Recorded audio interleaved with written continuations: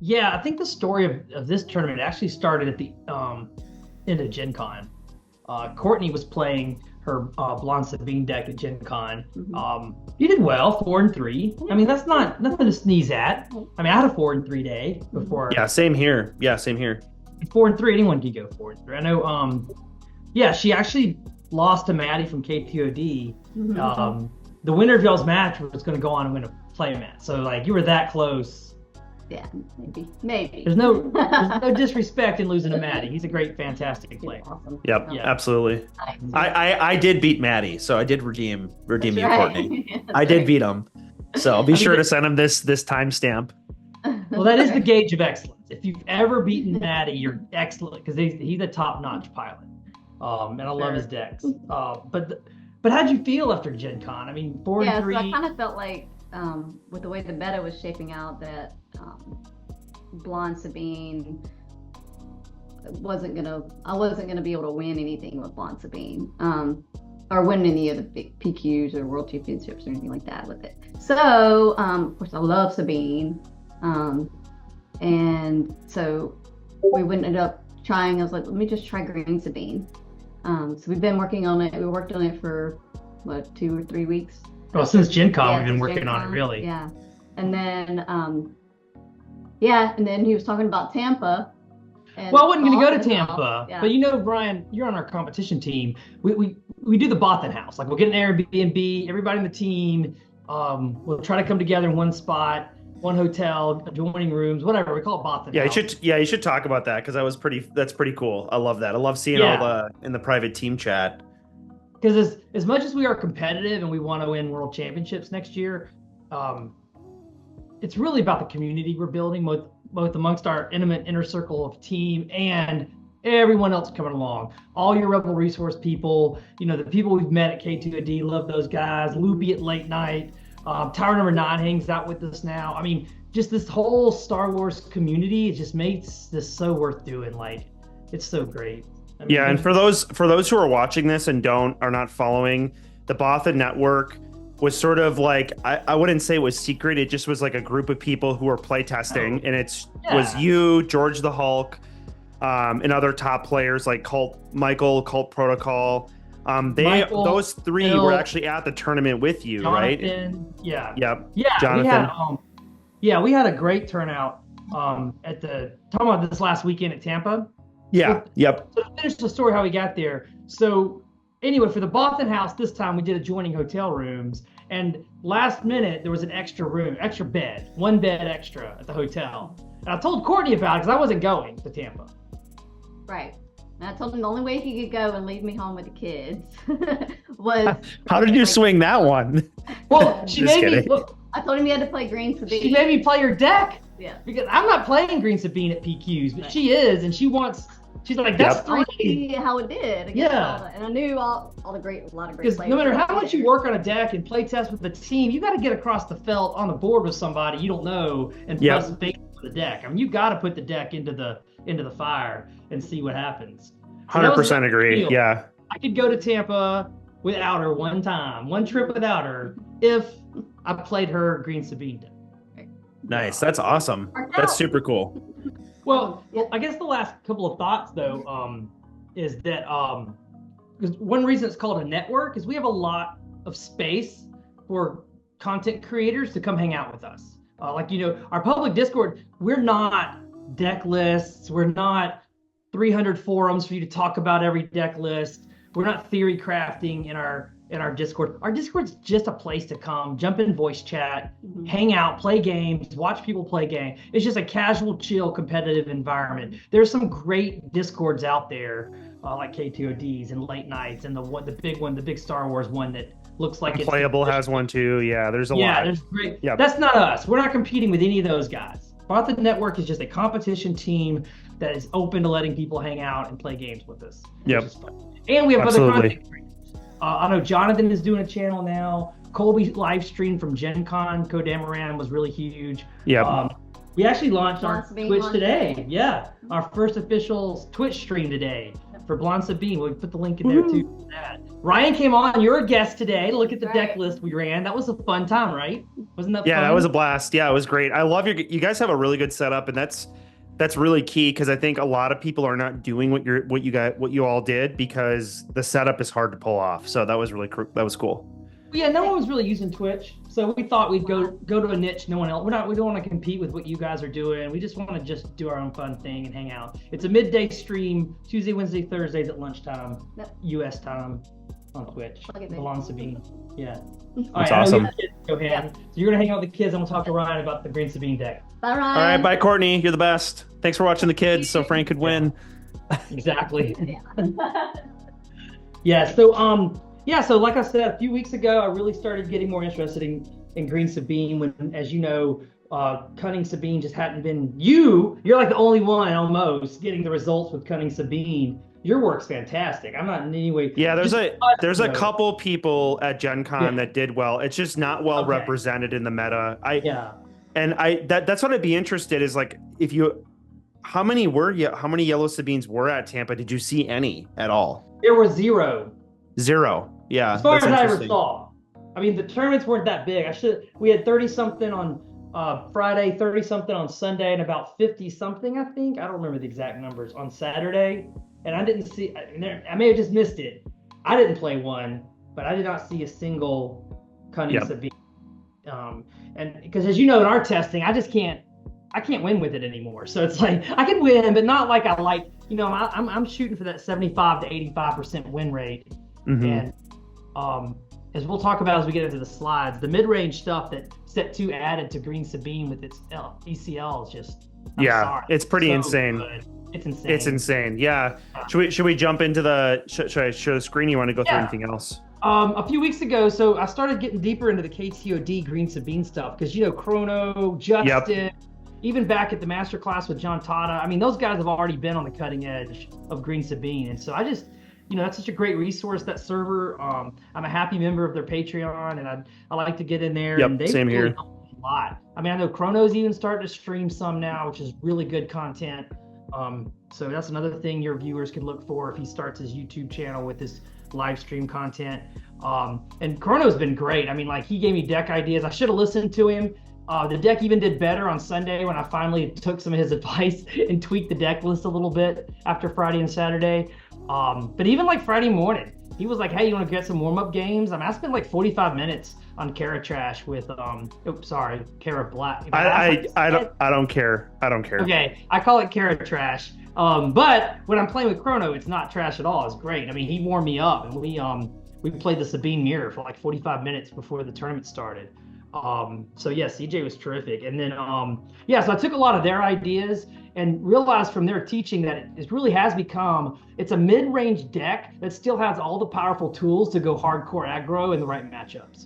So we absolutely get into the slides, and I can talk you through what I was seeing and what I did with it this weekend.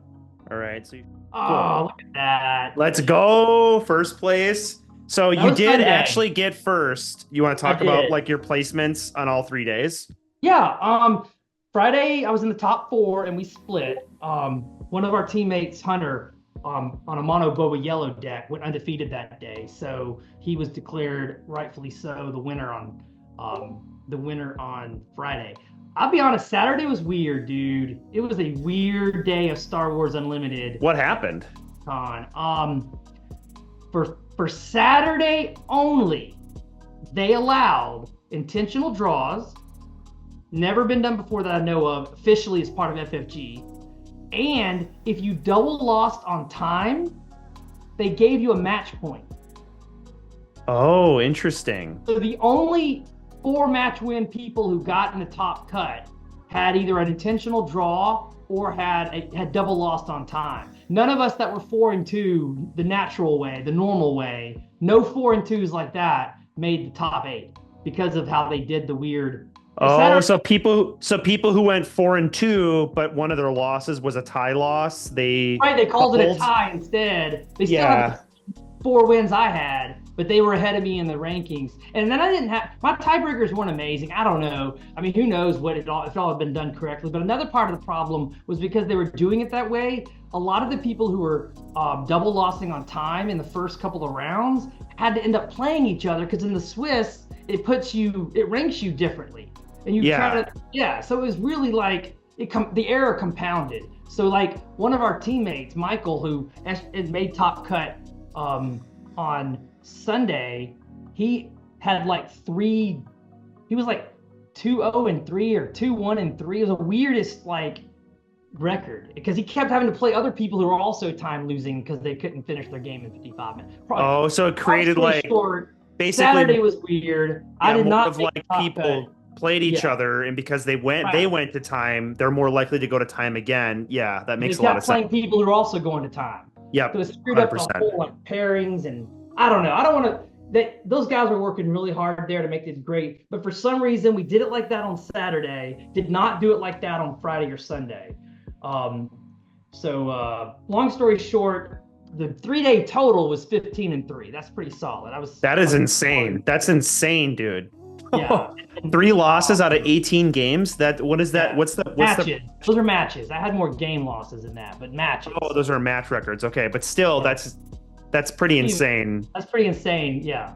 What is the percent? That's 15 divided by 3. What is it, like an 80% win rate or something like that, or close to it? Pretty close. No, it's got to be higher than 80%, right? Here, I'll pull up my calculator. All right, 15 divided by 18 is a ridiculous 83% match win rate. Wow. On Green Sabine. On Green Sabine, a deck people crazy. So there's the breakdown if you want to look at it. So yeah, my biggest nemesis was my own teammate Hunter, who he won day 1. He made top cut day 2. He had to drive back to Idaho, so I don't think his head was in it on Sunday. But my only 2 losses to Yellow Boba were to my own teammate Hunter. Gotcha.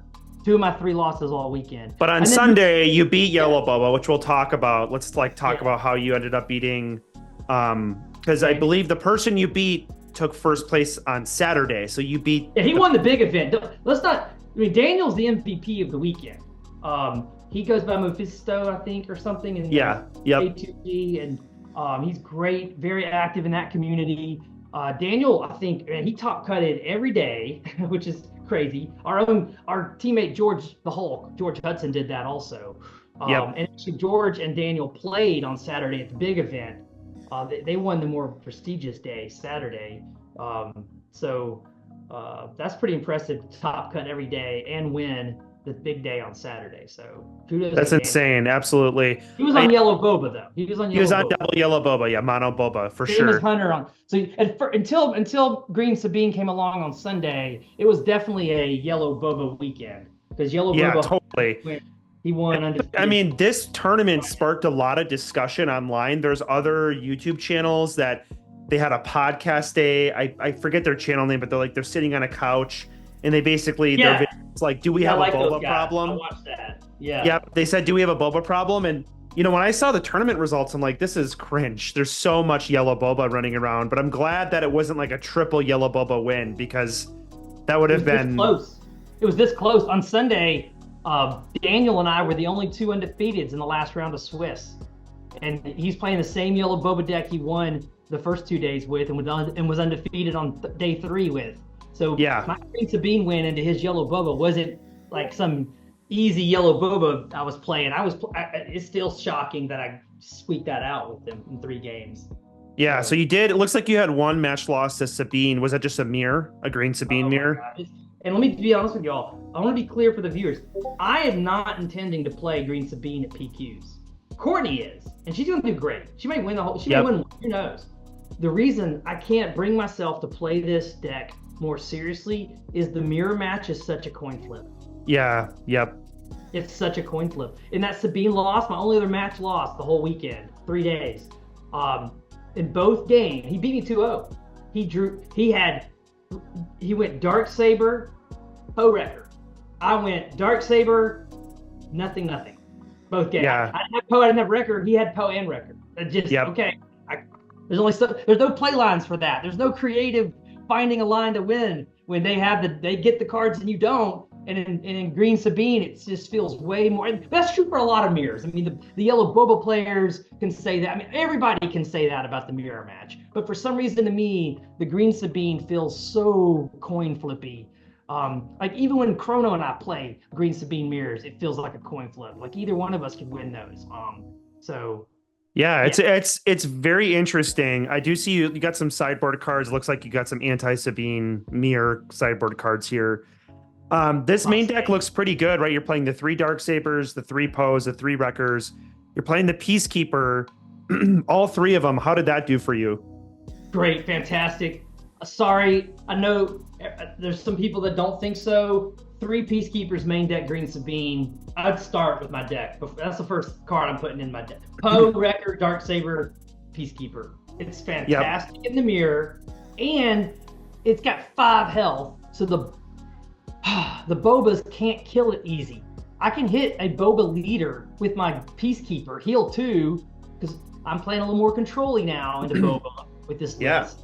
And it heals me for 2 and lives to fight another day. It's another card Boba has to figure out another way to get rid of if it's trying to, prevent me from killing stuff. So and then I have a question. So I've been seeing the KTOD folks talking about a Delphi patrol wing.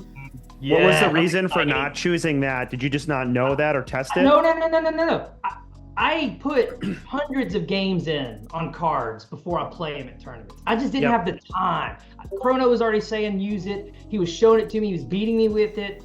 I love it. I'm excited about that. It's a possible evolution of the deck. But I just didn't feel like, because I'm newer to Green Sabine, I just needed to play the fundamentals and the cards I knew already and the stuff I'd already tested. I just didn't want to walk in with something that I wasn't super familiar with. Absolutely. It is a weird card. I can totally see why. Man, I'm having a frog in my throat. Player to play it without I think what I've been hearing people say is like you can ECL it in, kill a space unit, and then get a +2 pump. It does a lot of stuff in one go. It's kind of like it could be the next evolution. I would, if someone on your listener audience is out there is interested in Green Sabine, I really encourage you to go jump in the KTOD Patreon, get in their Discord, and go in there and they'll show you all of these nuances like this. Deck. I feel like that's, if you look at their YouTube channel, I think their Green Sabine video is like one of their biggest videos ever.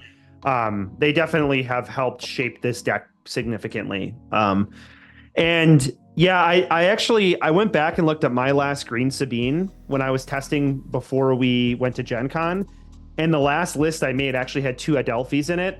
And when I saw that card, I'm like, there's something good. I actually picked up a couple hyperfoils at my locals. I traded a guy for a couple. It's like $1. You know what I mean? I'm like, this card's going to be good. It's unconditional +2 to anything. It's not. You can play that in a non-rebel deck. That's what's crazy about it. Because we're not going to have an initiative going into 5 resources. Yep. We're just not. Maybe in the mirror. In a smartly played mirror match, you might.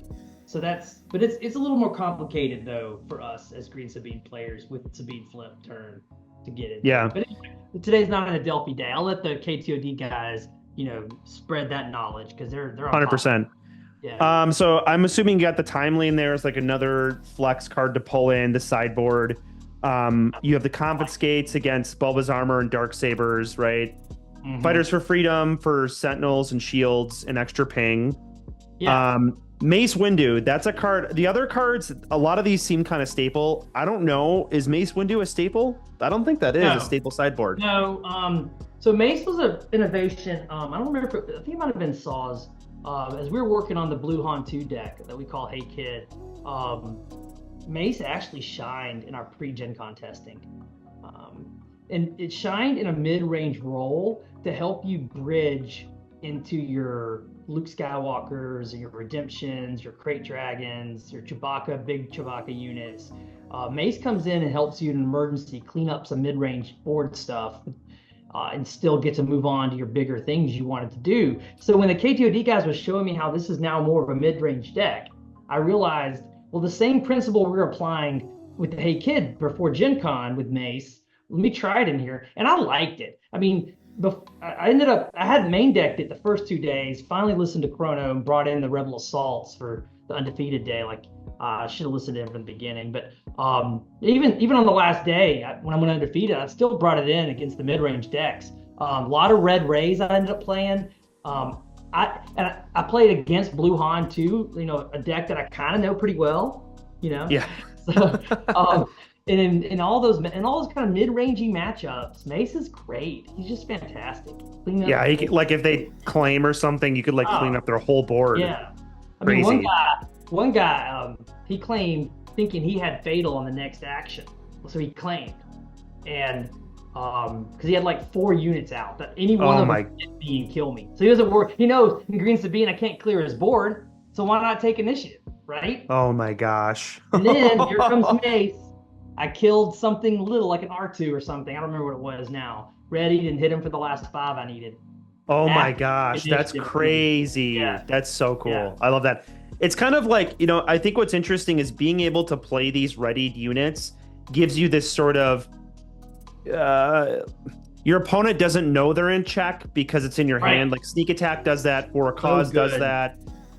Triple Dark Raid does that, but Mace can also do that in those circumstances. I think that those kind of play lines are really important, where your opponent claims thinking they got something, and then you can basically have a card that turn that can finish them off. And it really is though just in the board now, not main deck. And it really is just for, in my opinion, those mid-rangey decks that have a lot of little sentinel guys. I mean, Mace will come in and clean up a couple of sentinels, like little baby sentinels. You pop a shield off of one of those little village people, Mace loves that. He feasts on that. And I think we're going to see a big resurgence with Mace in set 3 with all the battle droids. He'll come in and wipe a whole bunch of battle droids out. Mace loves that stuff. Let's go. You claim thinking you have an army of battle droids. He can kill 6 of them and live. That's crazy. He can clean it up. Yeah. So. Yep. Anyway, so that's Mace. I think he's a good sideboard card. But what I wanted to show you, and thanks for showing these slides, is that this is still the core rebel assault rebel package from set 1 here at the beginning of Green Sabine in set 2. Other than Cassian, is there a set? Every one of those is a set 1 card, right? Yeah. It looks like Cassian's the only one. Yeah, we still know what Green Sabine is capable of doing aggro wise, but if you look, none of this is needed for the mid-range part, which is the next slide. I don't want to lie. Look, this is kind of the new stuff. Look at these guys. I mean, a 3/5. I mean, Sandari Peacekeeper attacking as a 3/5 and healing you. Of course, the Darksaber Poe and Wrecker. This is where this part right here, I call the mid-rangey part of it now, is where I think that Green Sabine is so good in set 2. So good. I think there's 2 things that one of these you shared with me, and you said it doesn't matter what you play in a rebel deck after the 3 resource turn, because really all the rebels, they matter about your turn 1 and turn 2 plays. Exactly. And then obviously then you have Sabine on your turn 3 if you really need a wing leader or a fleet. And so that's why you're able to get away with playing all of these non-rebel cards. Absolutely. After that all your little guys need to be rebels. But then you can go in a lot of directions from there. And they've given us 2 good directions, Poe and Wrecker and Darksaber, really 3 great directions. Absolutely. And I think what's interesting too is in our testing, the Rebel package, the Rebel synergy, there's nothing as consistent and as strong, and adding double experience tokens, cheating actions and pumping, right? Fleet Lieutenant. There's been nothing as good in set 2. And that's why, when people might say oh, you're not playing a lot of set 2 cards. And I think that's just because just the power level of the Rebel package is just so good. Yeah. I wouldn't be surprised. We tried Mandalorians, and it's just not there like it is with Rebels. So, it's not there, no. And I think in set 3, we still might see a Rebel deck that has a mix of set 2 and set 3 cards on the top end. And this deck is fast. Until you show me a deck faster, if you're gonna play aggro, I'm still on Green Sabine. And there's faster decks, but they're weaker in everything else, right? Kylo Yellow is fast, but that's exactly what I was trying to get to, is that this deck gives you the tools to decide what kind of matchup you want to play. I can go control on you. I can go mid-range on you. I can just speed aggro rebel rush you if I need to. And that's the kind of flexibility that rewards high skill pilot levels. Yep, 100%. And I think that's why the Yellow Han deck similarly, the Rebel version that's altered, Right. it can play fast or it can Yeah. play this longer game. Yeah. And I think that's really good. You're not locked into one play pattern when you sit down. It's really great.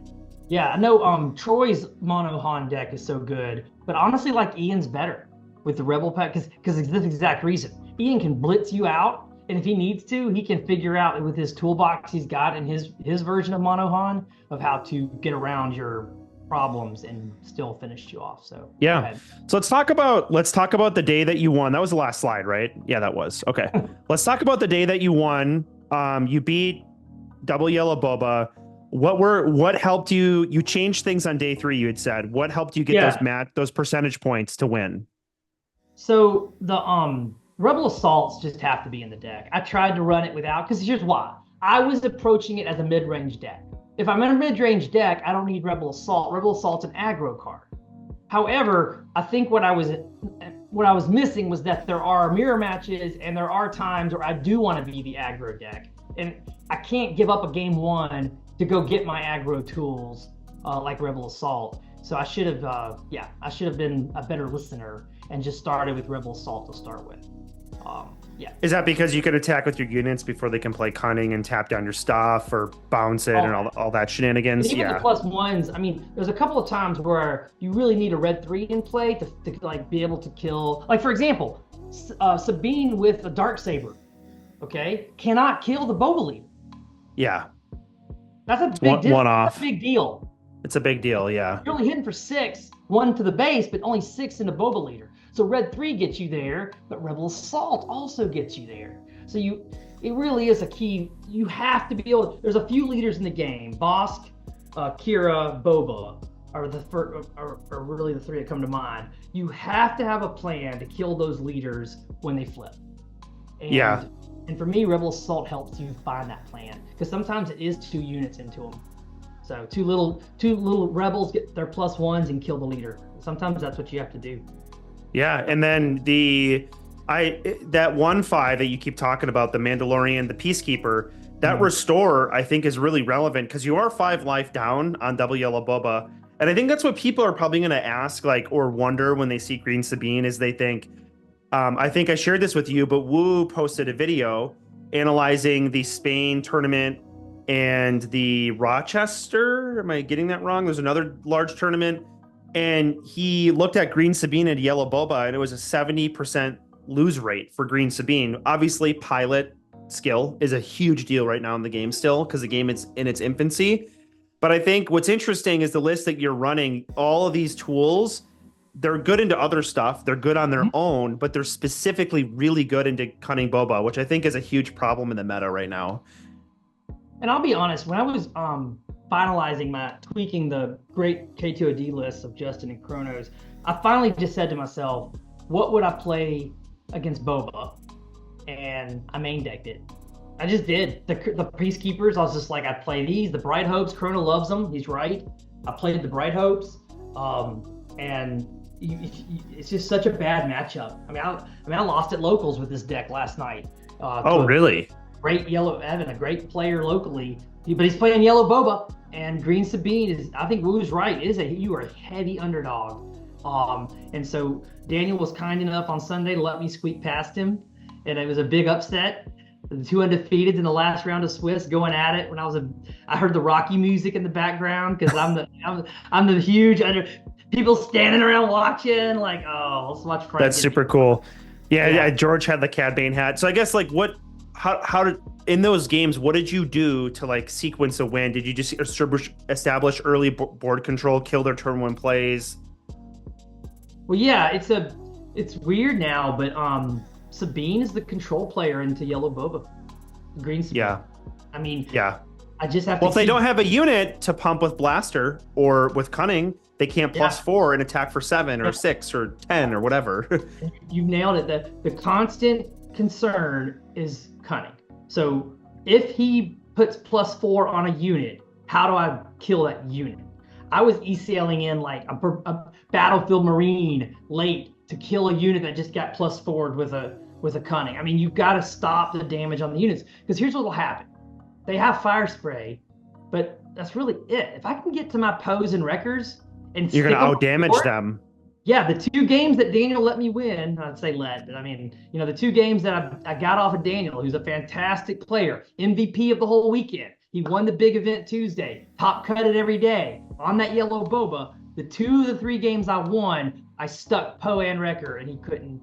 Well, one might have been Darksaber and Wrecker, and the other one was Poe and Wrecker, but or some combination. You got to stick 2 of those 3 into a boba and keep his board clear. That's the line. If you get if part of the cards, I drew the line. I gotta have 2 of those 3 I just mentioned. He's got to only draw 1 cunning or less. If they draw 2 cunnings, it's really hard. It's really hard. If they draw, the cunning with fire sprays when they've almost got me dead anyway.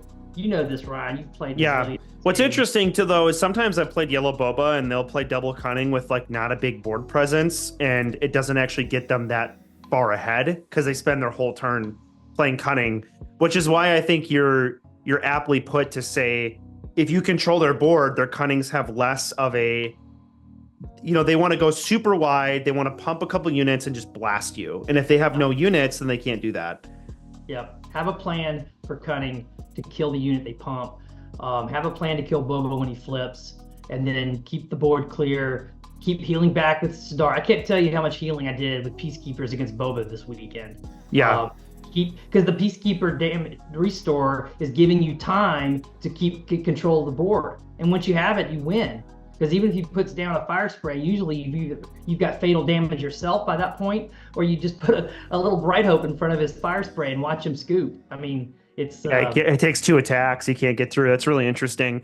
And then I think you also said Rebel Pathfinder, you have a turn 1 play to kill Crafty Smuggler. So just I make deck 3 now. Yep, so you just keep robbing them of their units, and then they just dirtle. They don't do anything until they probably play Forlom, maybe, if they have it.